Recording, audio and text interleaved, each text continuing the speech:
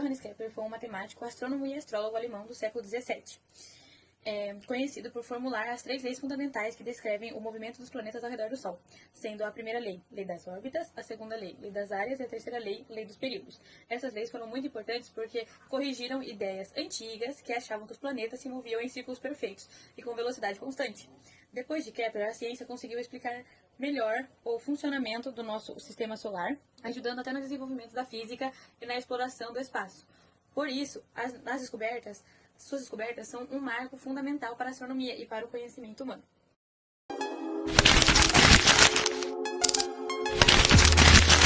Desde muitos anos, o homem já buscava criar modelos com que pudesse explicar o comportamento dos astros. Pensadores que vieram antes e até mesmo depois de Cristo, como Aristóteles e Ptolomeu, eles fortaleciam a ideia de um modelo planetário geocêntrico, ou seja, o planeta Terra estava no centro do universo e os outros corpos celestes giravam ao redor dele em órbitas circulares. Com o passar do tempo e o desenvolvimento da ciência, novas ideias foram surgindo e com eles o modelo heliocêntrico admitido por Copérnico. No finalzinho do século XVI, do século XVII, Johann Kepler ele lança o seu livro Astronomia Nova e com ele admite que o modelo heliocêntrico ele é mais correto do que o modelo geocêntrico. O modelo heliocêntrico seria o Sol no centro e os outros planetas giram ao redor do Sol. Nesse livro contém as 3 leis de Kepler, onde a primeira lei de Kepler afirma que os planetas giram ao redor do Sol em órbitas elípticas, ou seja, imagine um círculo levemente achatado, e ao invés de conter um centro como uma circunferência, ele tem 2 focos, e o Sol ocupa um desses focos. Kepler observou que em determinado momento em que os planetas estivessem girando ao redor do Sol, eles estariam mais perto e outrora mais longe. Esses momentos em que o planeta estaria um pouco mais distante do Sol, ele denominou afélio, e os momentos em que os planetas estivessem mais perto do Sol, ele chamou periélio.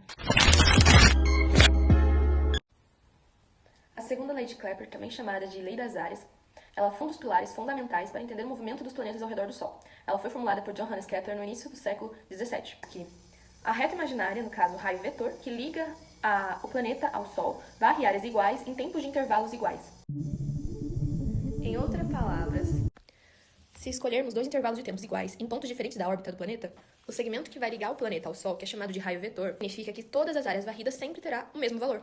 Independentemente do ponto diferente que seja, ele sempre irá varrer áreas iguais em tempos de intervalos iguais. Então, isso significa que esse movimento sempre será constante, nunca irá mudar, sempre ele irá fazer esse mesmo processo. Mas por que isso acontece?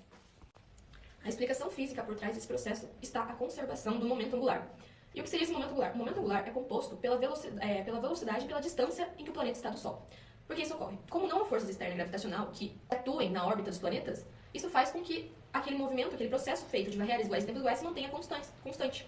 E a sua velocidade que sempre venha a mudar. Por que isso ocorre? Quando o Sol está mais próximo do Sol, no periélio, ele tende a se mover mais rápido, mesmo suas áreas sendo iguais. Quando o planeta está mais longe do Sol, no afélio, ele tende a se mover mais devagar. A sua velocidade tende a diminuir. E quando ele passa, a sua linha passa para cima, indo para o periélio, do afélio para o periélio, ele tende a velocidade sua a retardar. Então ela diminui para aumentar de novo. E quando ela passa por baixo, sua linha para ir para o afélio, ela tende a aumentar. Isso é o processo, a conversão do momento angular, que sempre se mantém constante, mas sua velocidade sempre irá mudar.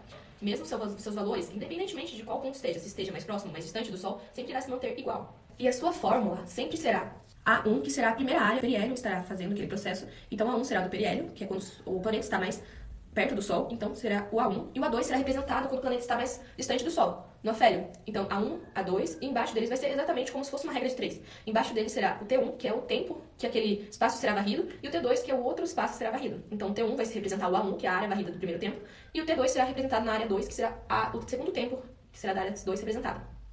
E eu peguei uma questão, que está aqui em cima. Essa questão mostra o quê? Que se a gente colocar as áreas varridas, a gente vai fazer literalmente uma questão de 3. Fazer o risquinho em cruz e resolver aquela questão. Só que quando a gente terminar, que vai dar 200 a primeira resposta, quando a gente terminar essa resposta, a gente terá que converter esse número em segundos. Isso dará o resultado 720 mil. Resumindo, então, a segunda lei de Kepler é um movimento que detalha bastante como que é feito o movimento dos planetas ao redor do Sol. E que ele sempre irá varrer áreas iguais em tempos de intervalos iguais, tanto no afélio quanto no periélio, por mais que a sua velocidade não seja constante. A terceira lei de Kepler, ou a lei dos períodos, ela diz que se pegarmos o período de um planeta, ou seja, o tempo que ele demora para dar uma volta ao redor do Sol, e elevarmos ao quadrado, após isso dividirmos ele pelo raio médio, ou seja, a distância do planeta no Sol, e elevarmos ao cubo, ele dará uma constante. Ou seja, o que seria uma constante? Todos os planetas que fizermos esse cálculo, mesmo tendo períodos e raio médio diferente, todos eles darão o mesmo valor. E o que seria raio médio?